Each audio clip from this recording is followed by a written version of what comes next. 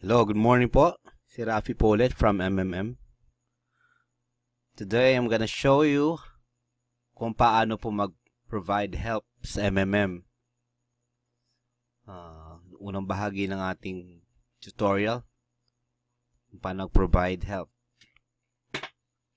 So, pag nag-login kayo sa inyong personal office sa MMM, may tinatawag na dashboard, participant, my page, Mavro, lottery, na mga button sa taas, mga pages ng office nyo.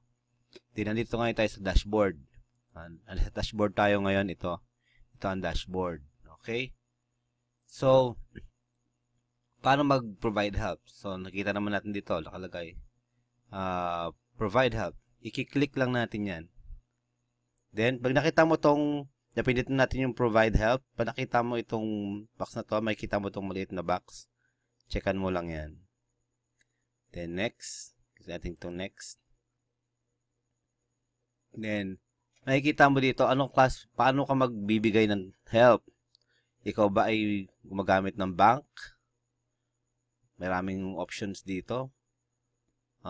Bitcoin, Allied Bank, Asia United Bank, marami.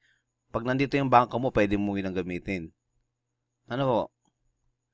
Example, BDO. Ayan, may BDO dito. May BPI. Okay? Okay, other bank. Then, ngayon, dahil ang gagamitin ko ay Bitcoin, i-click ko itong Bitcoin. Kasi Bitcoin ang gamit ko. Then, ano yung gagamitin ko? PHP, siyempre peso. Nasa Pilipinas tayo. Then, Bitcoin. Naklik ko na yung Bitcoin. Hindi bangko ang gagamitin ko, hindi Bitcoin. Online wallet. Then, next. Click natin itong next. Then, magkano? Kung gusto mo. Ang minimum nito ay 200 pesos. Yung ilang 200 pesos na bang nagamit mo na hindi mo alam kung saan na napunta. Ito, ibibigay mo, itutulong mo sa ibang tao. Pero, may babalik sa'yo. Dahil sa tumulong ka, may babalik sa'yo. Then, ngayon, galigay ko dito kung magkano yung help ko. So, ngayon, ang gusto kong i-help is 1,000 pesos. Okay? So, yan ang aking gustong i-help. Pagka type mo dyan ng 1,000 pesos, pinutin mo itong select. Okay? Then, ilalagay mo sa leftover distribution. Lagay mo na rin 1,000. Lahat lagay mo na rin yun. So, yung current growth ng 1,000, meron siyang growth of 30% every month, kada buwan. Magkakaroon ka ng 1,000 Mavro peso na reward from the system.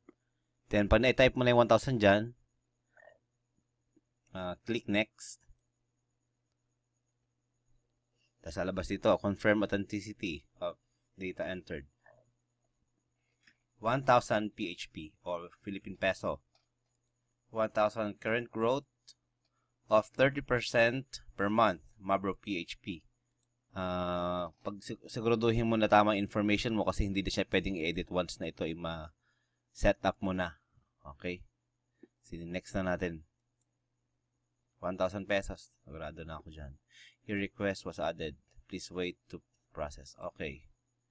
Then, pag lumabas yun, may nakaredy ka ng provide help ganito. So, wala pa akong nilalagay na totoong pera dyan. Kumbaga parang nag-pledge pa lang ako na kung merong mag-get help ng 1,000, magbibigay ako ng 1,000. So, wala pa dito yung pera ko. Pero ang maganda niyan, kahit wala pang taong humihingi ng tulong mo na 1,000, yung Mavro mo dito, i-start na siyang tumubo. Naka-defrost lang siya for 14 days. Ibig sabihin, 14 days siyang hindi pwedeng i-withdraw kung kahit ma-confirm siya. Pag nagkulay green yan, pwede. Itong blue, naka-frozen pa rin siya. Pag nag-green siya, pwede na siyang i-withdraw. Pwede ka na mag-get help sa halaga na 226, kunwari ito. 226. Pag pinagsama ko yan, pwedeng combination nun. So, yun. tumutubo na yung ano mo, yung Mavro mo kahit hindi pa nako-confirm yung provide help mo. So, yun po ang pag-provide help. Then,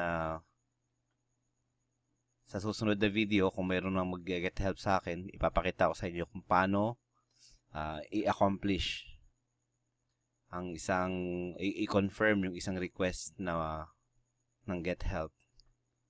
So, that's it for now, and together we change the world.